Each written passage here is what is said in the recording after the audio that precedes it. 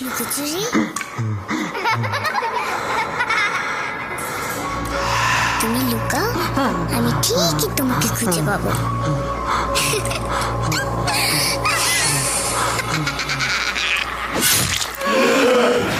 Bhoot.com with Russell.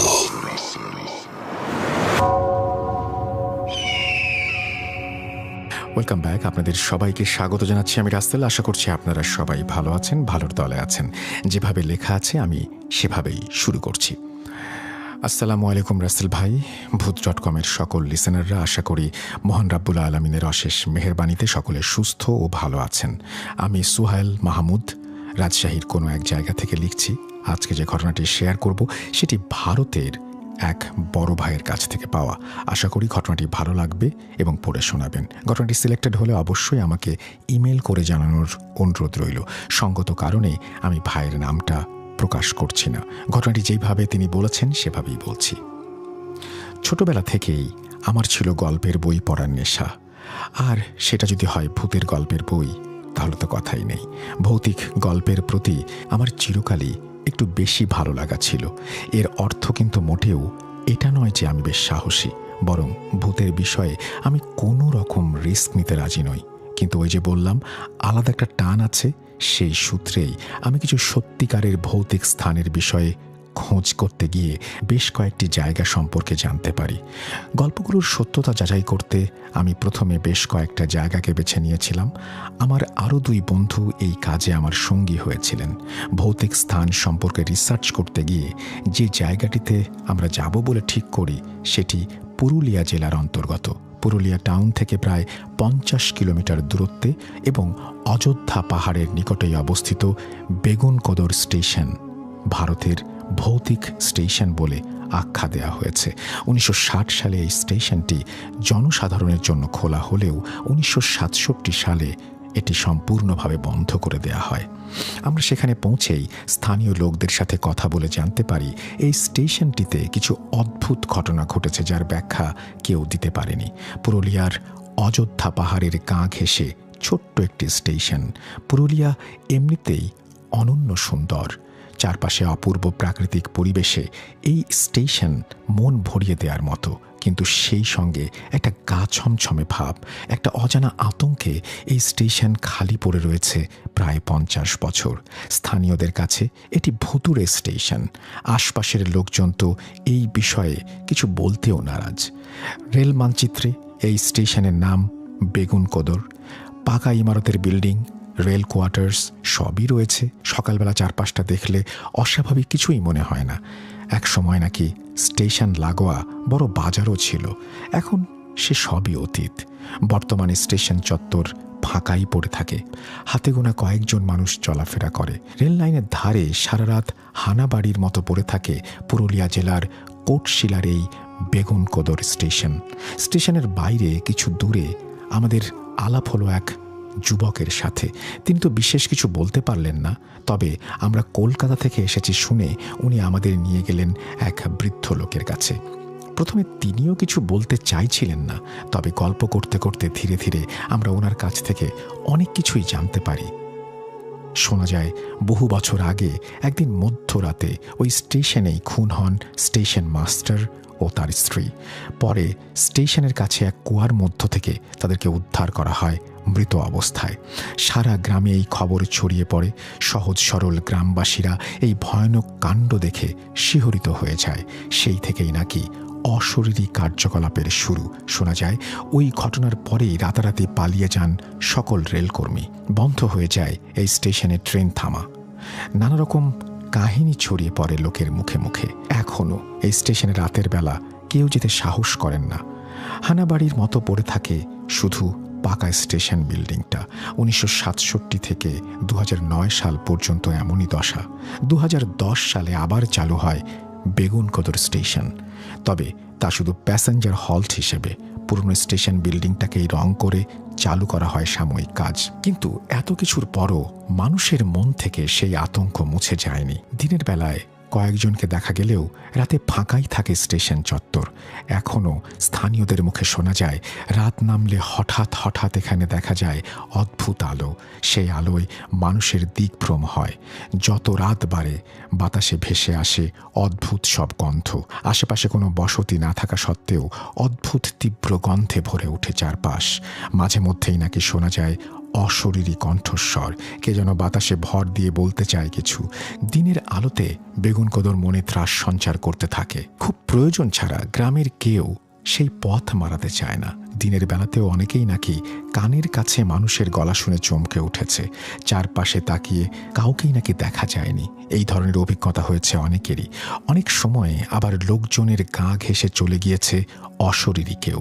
আচমকা ধাক্কা খেয়ে সচেতন হয়েছেন কেউ কেউ, কিন্তু যার সঙ্গে ধাক্কা লাগলো তার দেখা মেলেনি। এমনই নানা গল্প স্থানীয় লোকজনদের মুখে মুখে ফেরে। তার কোনটা যে সত্যি আর কোনটা যে লোকের মুখে ঘুরতে ঘুরতে ভয়ের সৃষ্টি করছে বোঝা মুশকিল। এখনও সন্ধ্যার পর স্টেশন বিল্ডিংয়ের ত্রিসীমানায় দেখতে পাওয়া যায় না কোনো গ্রামবাসীকে। গ্রামবাসীদের কেউ সাহস করে না এই স্টেশনের ধারে কাছে আসতে। একটা অজানা আতঙ্ক তাড়িয়ে নিয়ে বেড়ায় তাদের। সন্ধ্যা 6টা নাগাদ এই স্টেশনে থামে রাঁচি, চন্দ্রপুরা, ধানবাদ প্যাসেঞ্জার। এরপর আর কোনো ট্রেনের স্টপেজই দেওয়া হয় না এই স্টেশনে। সন্ধ্যা নামার পর একলা দাঁড়িয়ে থাকে স্টেশন বিল্ডিংটা। এখানে নেই কোনো রেলের স্থায়ী কর্মী। সন্ধ্যের পর কেউ আসে না এখানে। নির্জন পাহাড় আর জঙ্গলের মাঝে অন্ধকারে ডুবে থাকে স্টেশন চত্বর। এখনও একরাশ ভয়, আতঙ্ক নিয়ে সারাদিন ফাঁকা পড়ে থাকে পুরুলিয়ার বেগুনকোদর স্টেশন। যেতে চাইলে স্থানীয় লোকজন আমাদের সেই কাজ থেকে বিরত থাকতেই পরামর্শ দেয়। সেই বৃদ্ধ লোকটি, যার কাছ থেকে আমরা অনেক কিছু জেনে গিয়েছিলাম, তিনি শুধু আমাদের একটা কথাই বলে সাবধান করেছিলেন। তিনি বলেছিলেন, বাবু, এটা জঙ্গলের বসতি। এখানে শুধু এটাই না, আরও অনেক ইতিহাস আছে। আজও ইতিহাস ঘাটলে পাওয়া যাবে কি না। বিনা কারণে এই ইতিহাসকে জাগানো ঠিক হবে না। তোমরা যেখান থেকে এসেছো সেইখানে চলে যাও, আলে আর পিছু ধাওয়া করতে নেই।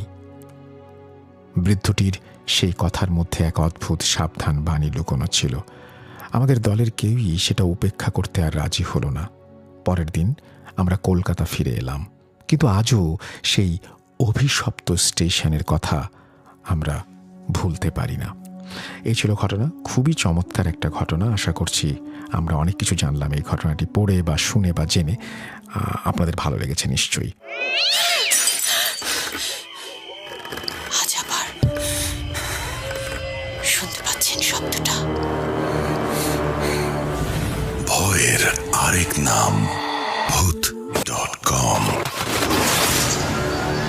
with Russell.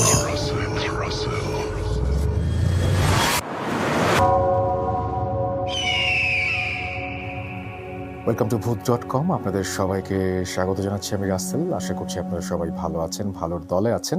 আর যেখানে ভূতের ভয়, আমাদের স্পেশাল এপিসোডে আপনাদের সবাইকে স্বাগত জানাচ্ছি। আপনারা জানেন যে এই স্পেশাল সেশনে আমরা মাঝে মাঝেই আমাদের স্টুডিওতে আমাদের যারা অতিথি আছেন তাদেরকে আমন্ত্রণ জানাই। আজকে সেই রকম একজন মানুষ আমাদের সঙ্গে আছেন। আমরা কথা বলবো ভাইয়ের সাথে। ভাইয়া, আপনি যদি ফার্স্টে একটু আপনার নাম এবং আপনার যদি পরিচয়, আপনি যদি ইন্ট্রোডিউস করতেন আপনাকে একটু। আমার নাম রুবায়েত তানভীর, রুমি। ভাইয়ার আসলে ভাইয়া মানে কি বলবো, যে আমার কোনো একটা কারণে ভাইয়ার সাথে যেখানে দেখা হয়েছে সেটা বাংলাদেশের বাইরে, এবং তখন একটা রেস্টুরেন্টে এবং একটা উৎসবের দিনে, এবং সেই সময় আমরা গল্প করতে করতে এক সময় জানলাম যে ভাইয়ার কাছে, রুমি ভাইয়ের কাছে বেশ কিছু এক্সপিরিয়েন্স আছে, যে এক্সপিরিয়েন্সগুলো ঘটেছে বাংলাদেশে। কিন্তু এইগুলো তার মানে অনেক সময়ই মানে হয় না যে আমরা যখন ঘটনা শুনি তখন এটা অনেক সময় আমাদের নিজেদের কাছে হয়তো শোনা হয় না, যে আমি অমুকের কাছ থেকে শুনেছি, তমুকের কাছ থেকে শুনেছি। বাট কিছু কিছু জিনিস আপনি নিজে দেখেছেন, নিজে অবজার্ভ করেছেন। আমার যেটা টোটালটা আমার নিজের দেখা। রাইট, আমার নিজের দেখা, নিজের মানে ফিল করা, নিজের চোখে দেখা এগুলো। আমি এইরকম একটা ঘটনা তাহলে আপনাকে বলবো, যেটা হচ্ছে আপনি আসলে আপনার কাছে যখন আপনি প্রথম শোনেন বা যখন আপনি নিজে দেখেন, আপনার নিজেরও কিছুটা ভয় লেগেছে। ওই সময় প্রথম লাগেনি, বাট এটা পরে রাতের বেলা রাতে চিন্তা করতে গিয়ে রাতে তখন রাতে লাগছে, কিন্তু ওই সময়টাই অতটা ভয় লাগে নাই। আচ্ছা, আচ্ছা, এটা হচ্ছে 1992 or 93 আমার দাদি মারা যায়। মারা যাবার পরে আমরা খুলনাতে যাই। খুলনা, এটা ইকবালনগরের ঘটনা। ইকবালনগরে আমাদের দেশের বাড়ি। তো ওখানে যাওয়ার পরে তো আমি তখন রোজা ছিল। রোজার ইফতারের পরে আমাদের একটা এরিয়া আছে যেটা পুরো বেশ বড় একটা জায়গা, মানে আপনার দেয়াল দিয়ে ঘেরা। দেয়ালের হাইট হবে 7 থেকে 8 ফিটের মতো হাইট, 7 থেকে 8 ফিটের মতো হাইট। তো ওখানে আমাদের জায়গাতে চারপাশ দিয়ে গাছ গাছ দেখুন, প্রচুর ডাব গাছ আছে, নারকেল গাছ, ডাব গাছ যেটা, আর তাল গাছ আছে বেশ কয়েকটা। তো ওই তাল গাছগুলি, এটা যেটা আমরা জানতাম যে তাল গাছে আমাদের ওখানে, আমার মানে ভূত বলবো না, এটা জিন, যেটা বা মানে আমাদের ধর্মে যেটা এসে যেটা জিন, যেটা ফ্যাক্ট, জিন যেটা, সেটা ওই গাছে থাকতো। তো ওখানে আমরা তখন ওখানে বই, আমি আবার ডাব খুব পছন্দ করি। তো ওইখানে তখন ইফতারের পরে আমার যে কেয়ারটেকারের ছেলে ওখানে আমার সাথে ডাব পেরে আমরা ডাব খাচ্ছি একটা। তো হঠাৎ করে কারেন্ট চলে গেল। কারেন্ট চলে গেলে আমাদের বাউন্ডারির বাইরে হলো রোড। তো ওই রোড থেকে 7 থেকে 8 ফিট যদি উঁচু হাইট হয় দেয়ালের, ওইখান থেকে কোনো গাড়ির আলো আমার এখানে আসার কথা না কোনোভাবেই। একটা হাই বিমও আমার ওই যেখানে নিচে একদম ফ্লোরে বসা মাটিতে, সেখানে আমার কাছে আসার কথা না। তো আমরা ওই সময় ওখানে কথা বলতেছিলাম এই জিন টিন এগুলো নিয়ে। আমার দাদির ঘাড়ে জিন ছিল তখন, তারপর আমার ছোটো চাচার ছিল, এরকম আছে। এবং আমার দাদিদের ফ্যামিলি ব্যাকগ্রাউন্ড, আমার বাবার সাথে এইসব ব্যাপার আছে, জিন ছিল। এবং আমার দাদার উপরেও অনেক সময় এরা ওই আসর করতো, মানে পিপি করে দিত। আচ্ছা আচ্ছা, দাদের ঘাড়ে সেগুলো করতো। আমি রিসেন্টলি এরকমটা শুনলাম যে ওপর থেকে পানির মতন কিছু একটা পড়ে, ওরা পিপি করে দিত সেটা। এটা আপনাকে দাদাকে প্রচুর বদার করছে তারা। তা আমার বোনেরও অনেক বড় বড় চুল ছিল। আমার আব্বা আমাদেরকে খুবই কম খুলনাতে নিত। তো ওইখানে কবে এই বিভিন্ন কথাবার্তা বলছে। এমন ইন দ্য মিন টাইম আমার ওই কেয়ারটেকার, ওর নাম ছিল মনে হয় খোকন। তো বুঝতে হঠাৎ করে ওরা আমার মধ্যে থেকে একটা আলো, ব্রাইট একটা আলো চলে গেল। তখন ও বললো যে চাচা এই যে গেল। ও যখন বলছে তখন আমি ভয় পাই নাই, কিন্তু আমার মানে একটু মানে একটু শিশির করে উঠছে। কিন্তু আপনি যে লাইটটার কথা যেটা বললেন, এই লাইটটাকে আপনি নিজে দেখেছিলেন? আমার নিজের চোখের সামনে, একদম ভিতরে দুজনের মধ্যে দিয়ে।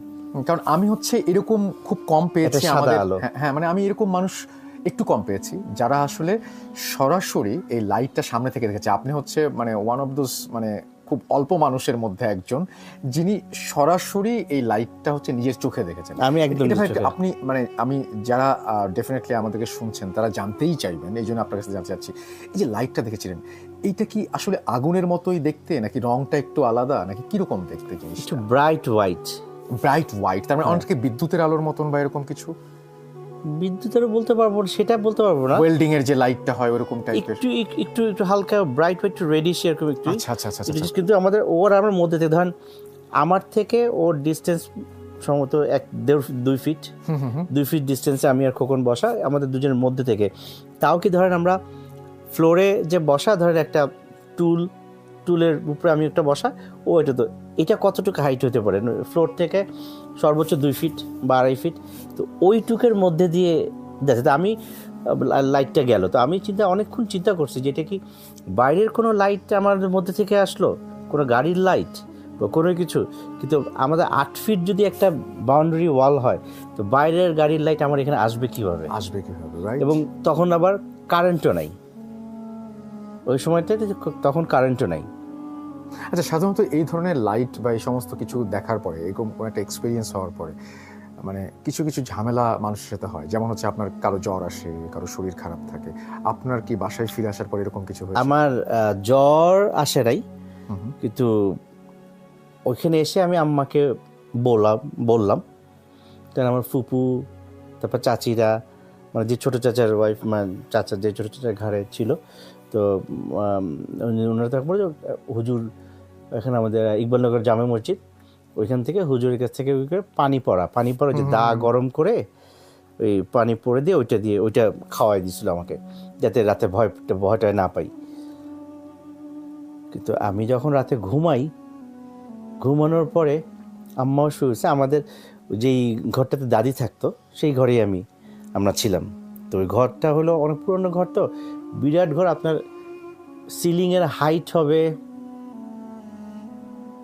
16-17 ফিটের কম না, আর অনেক বড় বিরাট ঘর। তো ওইখানে আমি বসা, মানে শোয়া, আম্মা তো ঘুম, আমি হলো জানলার পাশে, আম্মা খাটের পাশে, খাটও বেশ উঁচা।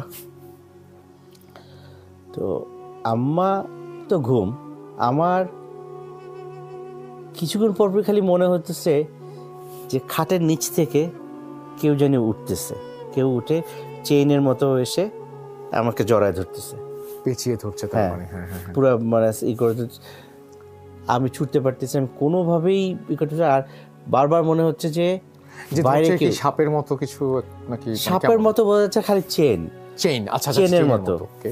কোনো গায়ে কোনো হচ্ছে কোনো ধরনের মানে পশম বা না, পশমেরটা একটা অন্য আরেকটা আছে বাগের হাতে, এটা শুনবো। তারপরে কি হলো সেটা যখন হচ্ছে, আমি বারবার তখন হচ্ছে, আর বারবার মনে হচ্ছে মানে জানলার বাইরে থেকে কেউ মনে হয় আমাকে ডাকতেছে, আপনার নাম ধরে, না কেউ মনে হয় ডাকতেছে বাইরে আসো। তা আমি, আম্মার কথা তখন আমার খেয়াল হলো, আম্মার যখন বিয়ে হয়েছে, এটা আমি আম্মার কাছ থেকে শুনছি। তো আম্মার মানে আমার ফুপুরা আম্মাকে বলছে যে ভাবি রাতে যদি কোনো শব্দ টব্দ শোনো বাইরে বের হয়ে না। আম্মা তো আমার আম্মা আবার একটু সাহসী, তা আম্মা শেষে দেখে যে মানে পা ছেঁচড়ায় হাতছে শব্দ হয় না, তো ওরকম হাঁটার শব্দ। তা আম্মা অনেকক্ষণ ধরে আব্বাকে বলতেছে, আব্বা বলে যে ঘুমায় যাও, ওগুলা ই করো না। তো আম্মা তারপরেই না করে, আম্মা তখন একবার নাকি জানলা একটু খুলে দেখছে, দেখা যায় সাদা টিসের মতো পা একটু উপরে, তো সামনে এরকম এইভাবে। তো এরা সবই আর আমার দাদির ঘাড়ে যারা ছিল তারা ওইখানে ওই রাতের বেলা হাঁটাচলা করে দেখেছে। এটা আম্মার এই আপনি বলছিলেন একটু আগে ওই যে ফুপুর বাসার কথাটা, ওইটা যদি একটু বলতেন। আচ্ছা, ফুপুর বাসাটা আমি আসে, তারপর ওইখানে যেটা মানে আমি পরের দিন যেটা আগেরটা যে বলি, যে সেটা হলো যে ওই যে চেনটা যেটা বারবার আসছে ধরছিল আপনাকে, তখন এটা হলো যে আম্মাকে ডাকি, আমি আম্মাকে ডাকতেছি যে আম্মা ওঠো, আমার মনে হয় আমার হাত তো যাচ্ছে না, আম্মাকে গায়ে যে টাচ করতেছি সেটাও মনে আম্মা টের পাচ্ছে না। আমি সকালে ওঠার পর আম্মাকে এত বললাম, আমি তোমাকে এত ডাকলাম, তুমি শুনলাম, তা আম্মা বলে কই, আমি তো তোমার কোনো টাচই পাইনি আমি।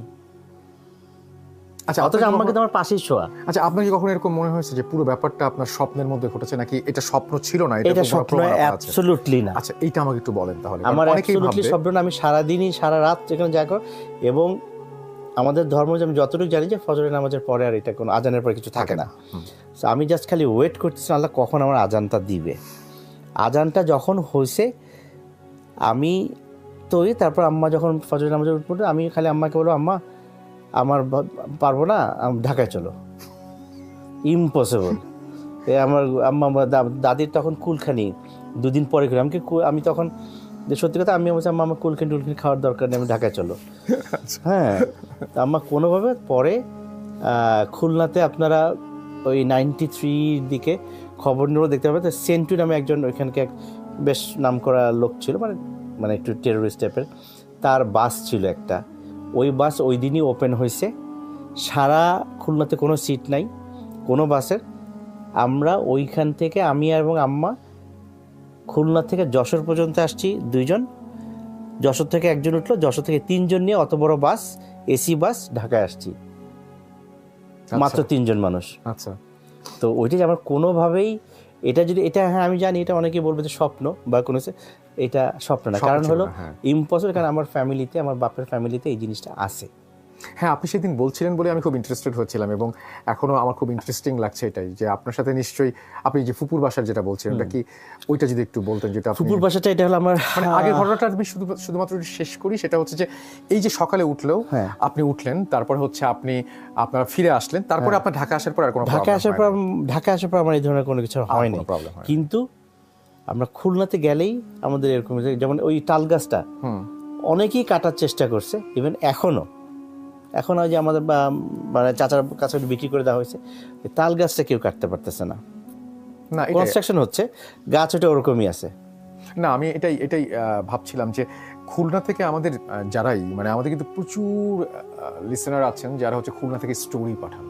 তো খুলনার স্টোরিগুলো খুবই এক্সেপশনাল হয়। তো আমি আবারও দেখছি যে আপনার ঘটনাগুলো যে খুলনায় ঘটছে, মানে আমি কিছু খুব অবাক হচ্ছি।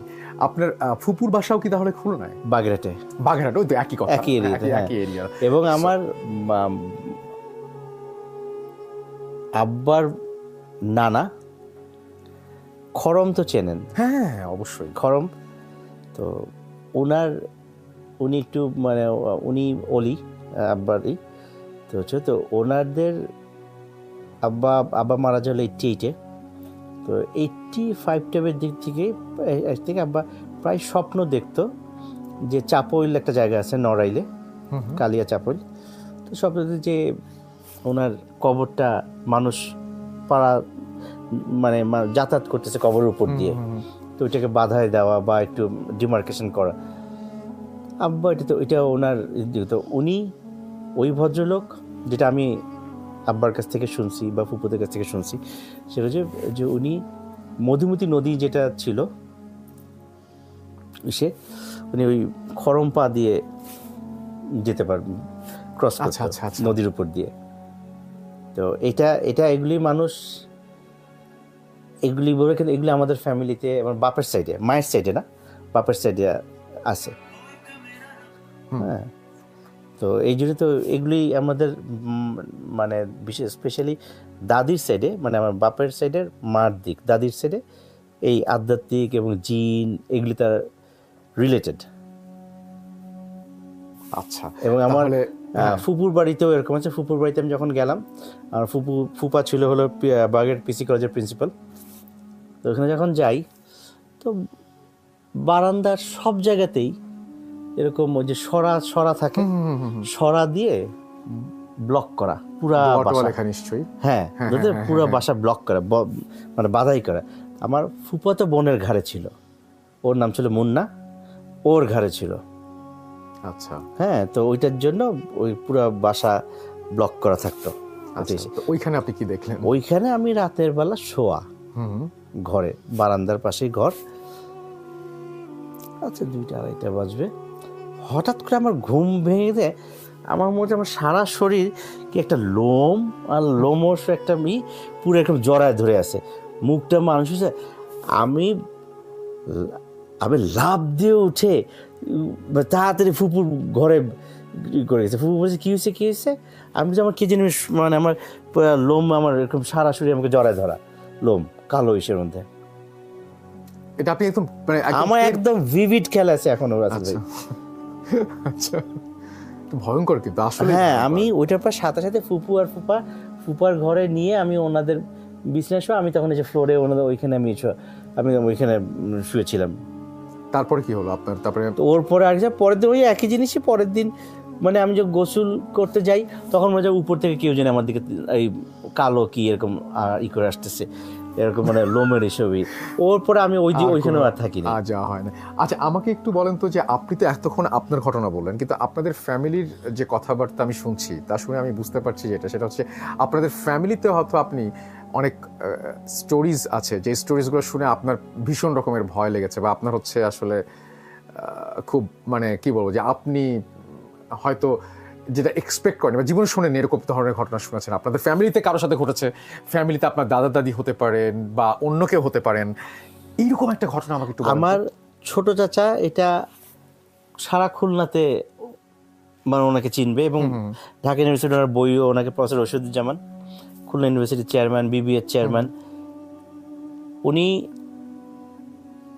সারা খুলনাতে উনি যে ধরেন উনি স্কুলে ইউনিভার্সিটি যাচ্ছে, উনি স্যান্ডেলটা নেয়, সাদা পাঞ্জাবি পরাও থাকে, তো স্যান্ডেল থাকে ওনার সবসময় হাতে, ওনার ঘাড়ে কিন্তু জিন। উনি নামাজ পড়ে ঘন্টার পর ঘন্টা, আপনি সে নামাজ পড়তেছে হলে আপনার যে ছাদের যে রেলিং থাকে না, রেলিংয়ের উপরে নামাজ পড়তো, তারপরে উনি ঘন্টার পরে গোসল করতো। এগুলি সবই কিন্তু যারা এগুলো বিশ্বাস করবে না, এটা তাদের ব্যাপার, কিন্তু এটা কিন্তু ফ্যাক্ট, এগুলো অ্যাকচুয়ালি ফ্যাক্ট, জিন যাদের ঘরে থাকে। এরকম মানুষ আপনি অনেক দেখেছেন আপনাদের ফ্যামিলি? আমার নিজের চাচাই তো সেটা। না, আপনি চাচা, তারপর আপনার ফুকুর বাড়িতে আপনি বললেন ফুকুর বাড়িতেও আছে। হ্যাঁ, মানে এই জিনিসগুলো দেখেছেন। কিন্তু এরকম কিছু হয়েছে যে আপনি কোনো স্টোরি শুনেছেন আপনার দাদা দাদি বা কারো কাছে, যে কোনো ওই দাদা দাদির, আমি আম্মার কাছ থেকে ওই একটাই, ওই যে যেটা ওই যে পা হাঁটা ওই যে নদীর উপর দিয়ে সাদা ওইটা। বাহ, তাহলে আমার মনে হয় যে আপনি আমাদের বলেছিলেন যে আমাদের টিম যদি যেতে চায় আপনাদের ওই বাসাটায়, তাহলে আমরা যেতে পারি। আমরা সত্যি ওইরকম কিছুটা প্ল্যান করব এবং ডেফিনেটলি আমরা, সমস্যা নাই ইনশাআল্লাহ। এখন পর্যন্ত যদি হয়, এটা আমার ছোট চাচি ওখানে বেঁচে আছে, ওই ইকবাল নগরের বাসায় ছোট চাচি থাকবে, আর মেজো ফুপু যেটা বাগেরহাট, ওইখানে মেজো ফুপু ঢাকাতেও থাকে, বাট ওনার ছেলে ওইখানে আছে, মনির ভাই, সেখানে থাকবে। যদি আপনাদের লাগে ওখানে কোনো সমস্যা নেই।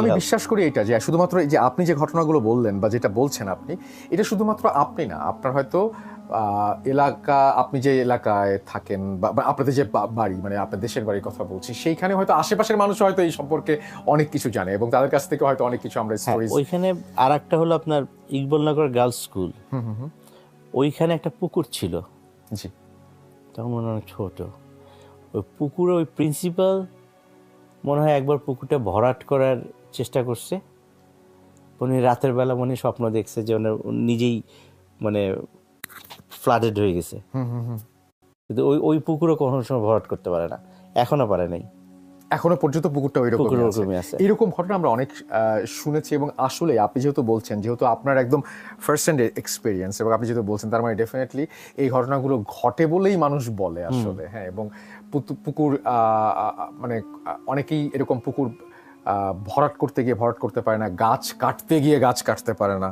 এই ধরনের ঘটনা ঘটে। কিন্তু আমার কাছে এটা খুব অদ্ভুত ছিল, আমি খুবই অবাক হলাম যে আপনি বলে যে খরম পড়ে যে হাঁটতে পারতেন এই ব্যাপার নদীর ওপর দিয়ে, এই ব্যাপারটা আসলে খুবই এক্সেপশনাল। আপনাকে অনেক ধন্যবাদ, থ্যাংক ইউ সো মাচ। আমরা আশা করছি যে আমরা রুমি ভাইয়ের কাছ থেকে যে সমস্ত ঘটনা পেলাম, সেই ঘটনাগুলো আপনাদের ভালো লেগেছে। যদি ভালো লাগে অবশ্যই আমাদের জানাবেন কমেন্ট সেকশনে। আমরা চলে যাব আমাদের পরবর্তী ঘটনায়। চলুন শুরু করা যাক।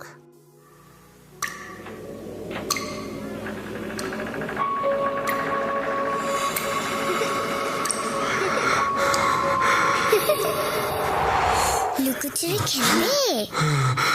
লুকোচুরি? তুমি লুকাও, আমি ঠিকই তোমাকে খুঁজে পাবো।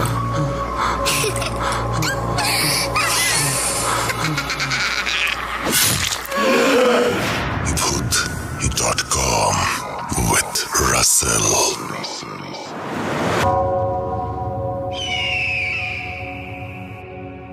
ওয়েলকাম ব্যাক, আমি রাসেল আছি আপনাদের সাথে। আপনারা শুনছেন যেখানে ভূতের ভয়। আর এই মুহূর্তে আমার সঙ্গে আরও একজন গেস্ট আছেন এবং তিনি হচ্ছেন আমাদের বাংলাদেশের একজন রিনাউন্ড স্পোর্টস পারসন এবং সেই সাথে আমি বলবো যে তার বেশ কিছু এক্সপিরিয়েন্স আছে জীবনের একটা বিরাট সময়, মানে বিরাট সময় না বললেও ছোট সময় বলতে পারি, যে ইউএস এবং তারপরে কানাডা এরকম জায়গায় কাটিয়েছেন তিনি পড়াশোনার জন্য এবং সেইখানে কিছু জিনিসপত্র তিনি এক্সপিরিয়েন্স করেছেন বা সেইখানকার কিছু স্টোরিজ আসলে উনি আমাদের সাথে শেয়ার করবেন। তো আমরা কথা না বাড়িয়ে সরাসরি চলে যাই নাফিসার কাছে। নাফিসা, ওয়েলকাম টু Bhoot.com, কেমন আছেন আপনি?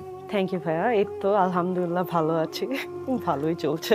ওকে, সো আমরা কথা না বাড়িয়ে আসলে সরাসরি আমরা হচ্ছে নাফিসা হচ্ছে আমাদের আরজে নাবিলার হচ্ছে ছোট বোন এবং নাবিলার কারণেই নাফিসা বহুবার রেডিও ফুর্তিতে এসছে এবং তখন অনেক ছোট ছিল, যার জন্য ওর কাছে অনেক স্টোরি শুনতে পারিনি এবং আমরা ঠিক ভাবিও নি যে নাফিসা ওই সময় আমাদের স্টোরি বলতে পারবে, কারণ ওই ছোট বাচ্চা কিভাবে বলবে। আজকে নাফিসার কাছে আমরা সেই স্টোরি শুনবো। নাফিসা।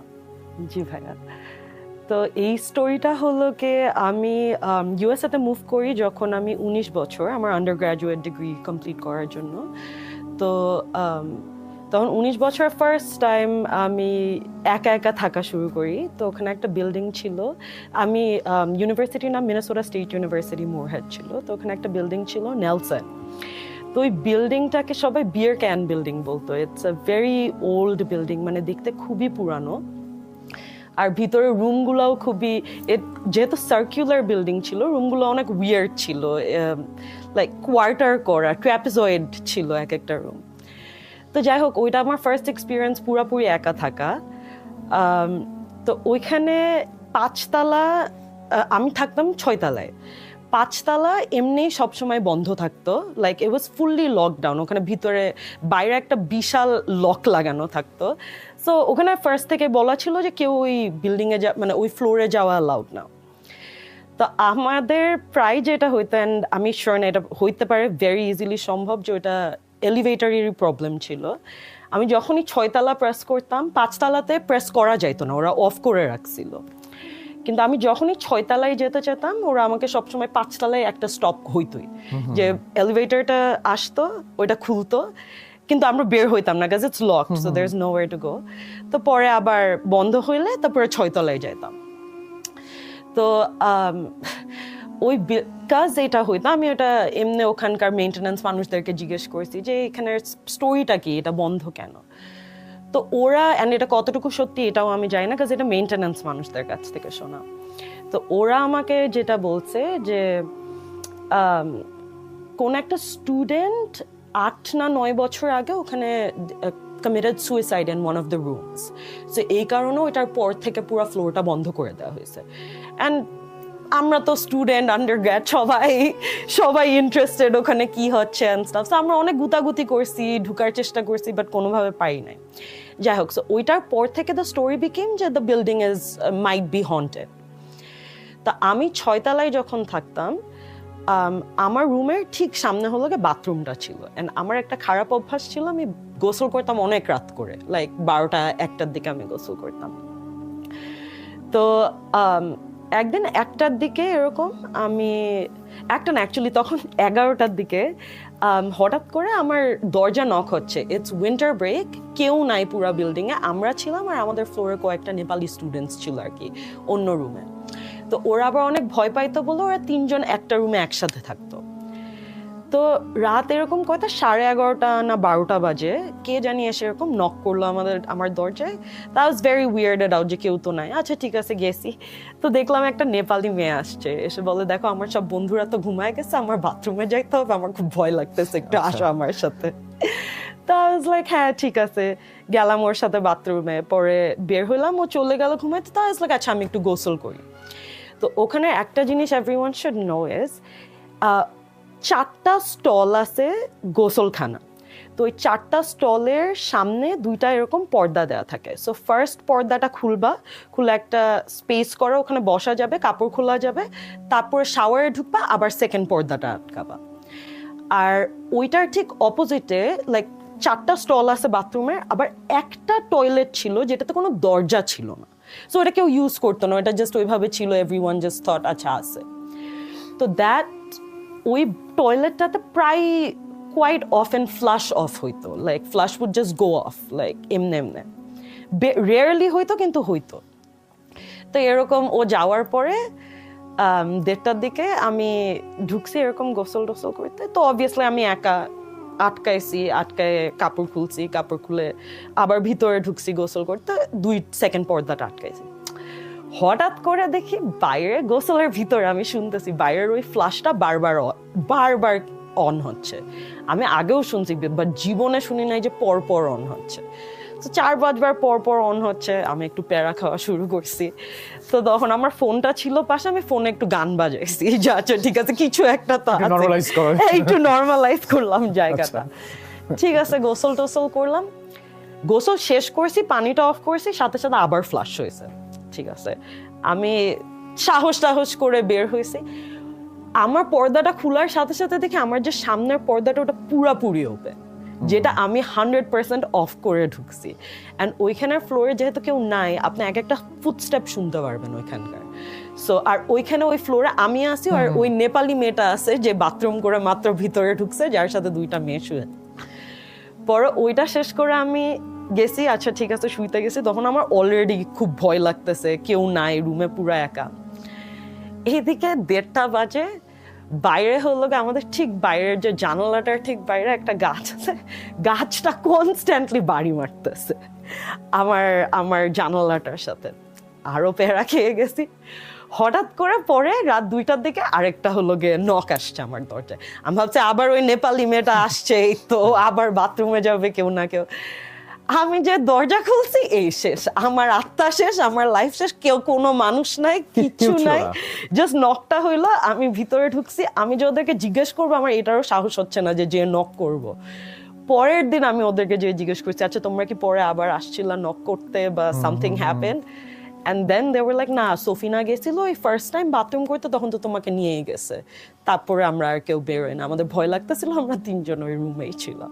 মাই গুডনেস, আসলে তার মানে কেউ ছিল না? I have no idea কি ছিল কে ছিল, বাট ওই building A for a fact I know ওই ফ্লোরে তখন কেউ নাই, আমি আসি, ওই 3 জন নেপালি মেয়ে আছে যে আমার 2টা রুম পরে থাকে, আর ওই ফ্লোরে কেউ না, রাত 1:30টার মাঝখানে ক্যাম্পাসে কেউ আসেও না। আর আপনি যে মাঝখানে বলেন যে লিফট একটা জায়গায় স্পেসিফিক, এটা রিজনটা কি আসলে? ভাইয়া এইটা আমি অনেক বের করার চেষ্টা করছি, আমি মেইনটেন্যান্সের মানুষদেরকে জিজ্ঞাসা করছি, কাজ ওখানে আমি ফার্স্ট থেকেই দেখছি যে 5th ফ্লোরে you can't press it, so you know how, আপনি প্রেস করলে ওটা লাল হয়ে যায় যে আচ্ছা এই ফ্লোরে যাবো, তাই আপনি 100 বার প্রেস করলে ওটা অন হবে না, কমেন্ট নিচ্ছেই না, কমান্ডই নিচ্ছে না। But somehow, and it's not just me, you can ask anyone, এটা সবাই ফেস করছে নেলসনে, 5th ফ্লোরে যে ওটা একবার থামবে, ওদের লাইফে অ্যাটলিস্ট 2 থেকে 3 বার এটা হয়েছে যারা যারা নেলসন। না এটা ঘটা সম্ভব, মানে আমাদের আসলে ফার্গো শহরের সাথে আমাদের পরিচয় হচ্ছে হুমায়ুন আহমেদের বই পড়ে, এবং শহরটার যে বর্ণনা উনি দিতেন তার মধ্যে আমি কেমন যেন একটা মানে এরকম ভুতুড়ে একটা ব্যাপার বা কেমন যেন ওই রকম টাইপের একটা ব্যাপার আসলে থাকতোই। সো নাফিসা, এর পরে যখন হচ্ছে মানে এই ঘটনার পরের দিন সাধারণত এটা একটা আফটার এফেক্ট থাকে, এরকম কোনো আফটার এফেক্ট কি ছিল, মানে কোনো ধরনের কোনো শরীর খারাপ? আমার কিচ্ছু হয় না, আই ওয়াজ জাস্ট ফাইন। হ্যাঁ ভয়টা একটু ছিল, কিন্তু I am very good at explaining things away, so আমি লজিক্যালি কিছু না কিছু একটা রিজন দিয়ে আসলে না না এটা হয়েছে বা এটা হয়েছে, যে কারণে এরকম এরকম হয়েছে। বাট নেলসনে থাকতে আমার এরকম অনেকবার হয়েছে, এই যে this was the most common one, ওই যে পর্দা খুলে দিত, হ্যাঁ মানে কে দিত কেন হয়তো জানি না, বাট ওইটার পর থেকে স্পেশালি আমি সব বাতাস টাসের কথা না, এটা বন্ধ না, পুরো বন্ধ ভাইয়া, ওইখানে কোনো জানালাও নাই, কাজ ওইটা কিরকম, সো এক্সটেরিয়র যে সার্কেলটা ওইটাতে প্রত্যেকটা রুম, আর মাঝখানে একটা সার্কেল, ওই সার্কেলটা বাথরুম, এই সাইডে ফিমেলস থাকে, ওই সাইডে মেলস থাকে, এন্ড পুরো জিনিসটা আপনার যদি হাঁটতে হয় আপনি এরকম রাউন্ডে একটা সার্কেলে যান, সো আপনি যদি এক সাইডে যান আপনি অন্য সাইডেরটা দেখতে পারেন না, এরকম। আর ওখানে there was weird sayings যে সবসময় রাইট সাইড দিয়ে যাবা, লেফট সাইড নিবা না, কাজ না হলে কেউ ফলো করে, এগুলা সব কথা ছিল, আমার বিশ্বাস করতে অনেক ডিফিকাল্ট হইতো, বাট না আমি বুঝতে পারছি, এগুলা ছিল। না থ্যাংক ইউ। আমার মানে এই হ্যাঁ কিছুটা বলতে যাচ্ছি। ও সরি, আমি আরেকটা যেটা বলতে চাচ্ছিলাম, এটা আমার সাথে হয় নাই, এটা আমার ফ্রেন্ডদের সাথে হয়েছে। ও ফ্রেন্ডের নাম লিয়াম ছিল, তো ওরা হলো কি ফিল্ম স্টাডিজ করতো, তো MSUM এর সবচেয়ে পুরানো বিল্ডিং, which was মিনেসোটার সবচেয়ে পুরানো building, was this building called Weld Hall. So Weld Hall-এ সব ইংলিশ ক্লাসেস হইতো, লিটারেচার ক্লাসেস হইতো। তো এইটা সত্যি কথা যে ওখানে আমি থাকার 8 বছর আগে একটা কনস্ট্রাকশন ওয়ার্কার মারা গেছে, এন্ড এটা সবাই বলতো, এন্ড এটা নিয়ে স্টোরিজ অনলাইনেও পাওয়া যাবে, যে ওয়েল্ড হল ওয়াজ অলওয়েজ হন্টেড, আর ওই স্টেয়ার্স গুলা হলো গে কি বলে স্টেয়ার, আর নিচে হলো একটা অডিটোরিয়াম ছিল, ওইটা সবাই বলতো যে ইটস অলওয়েজ হন্টেড। তো আমার ফ্রেন্ডরা একটা গ্রুপ বানাইছিল, Liam, he created this group called Paranormal Activities. তো ওরা হলো গে পুরা MSUM ঘুরতো আর ডিফারেন্ট প্যারানর্মাল জিনিসপত্র ট্রাই করতো বা এক্সপেরিমেন্ট করতো। তো ওরা এরকম পুরো একটা টিম গেছিল ওখানে ওয়েল্ড হলে, তো ওরা হেঁটে হেঁটে দেখছে, অনেক কিছু ভিডিও করছে, অ্যানাউন্সমেন্ট করছে, একদম লাস্টে এসে লিয়াম হলো গে ইজ লাইক কিছু হয় নাই, কিছু পাই নাই, তো he is like he was just about to announce যে this is the end, will all go home. ভাই জাস্ট ওইটা বলার আগে আমার এটা এখনো মনে আছে, কারণ ওইখানে প্রায় 20 জনের মতো ছিল, ওই প্যারানর্মাল অ্যাক্টিভিটিতে যারা যারা থাকতো ওরা সবাই ওখানে ছিল। হঠাৎ করে ওরা এরকম একটা ব্রাইট লাইট দেখছে that went through the entire auditorium, স্টেপসের উপর দিয়ে গিয়ে ওদের থ্রুতে গেছে। অ্যান্ড ওখানে কতজন ছিল আমার ঠিক মনে নাই, বাট লিটারালি প্রত্যেকটা মানুষ এটা দেখছে। Every single person saw that. এরকম লাইট একটা গেছে যে তারপর একটা পপ একটা সাউন্ড হয়েছে, like there was a loud pop sound. ওইটার পরে কিছু ছিল না, বাট এটা ওরা সবাই দেখছে and they came and told us সেদিন রাতে যে এটা হয়েছে বাই দ্য ওয়ে। অ্যান্ড ওখানে এখনো স্টোরিজ আছে যে একটা জায়গা আছে, একটা স্পেসিফিক জায়গা যেখানে হলো গিয়ে দের ইজ লাইক ঠান্ডা গরম একসাথে ফিল করে। So it gets very cold very fast and very hot very fast. Like it's a very weird area. ওই staircase, আর staircase গুলো অনেক gnarly, অনেক পুরানো বিল্ডিং তো। So ওই জায়গাটাতে মানে there is a lot of people who have said যে ওখানে আমি অনেকবার হাঁটছি and ওখানে একটু ধোয়া ধোয়া আসে। I don't know এটা কেমনে হয়, but that was হ্যাঁ। ওকে, সো আমরা নাফিসের সাথেও কথা বললাম অ্যান্ড আমার মনে হয় যে যারা শুনলেন তাদের ভালো লেগেছে। যদি ভালো লাগে তাহলে সবাই কমেন্ট সেকশনে জানাবেন। নাফিসা অনেক ইন্সপায়ার্ড হবে, কারণ ওর কাছে আরও বেশ কিছু ঘটনা আছে আমরা জানি, যেগুলো আমরা পরবর্তীতেও আপনাদেরকে শোনাতে চাই। তো এই ছিল আমাদের আজকের এপিসোড। যদি ভালো লাগে অবশ্যই আমাদের জানাবেন, যদি ভালো না লাগে সেটাও আমাদেরকে জানাবেন। আমরা আজকের মতো বিদায় নিব, ফিরে আসবো আবারও। সেই পর্যন্ত সবাই ভালো থাকুন, সুস্থ থাকুন, মোস্ট ইম্পর্টেন্টলি ভূত.com এর সাথে থাকুন। আল্লাহ হাফেজ।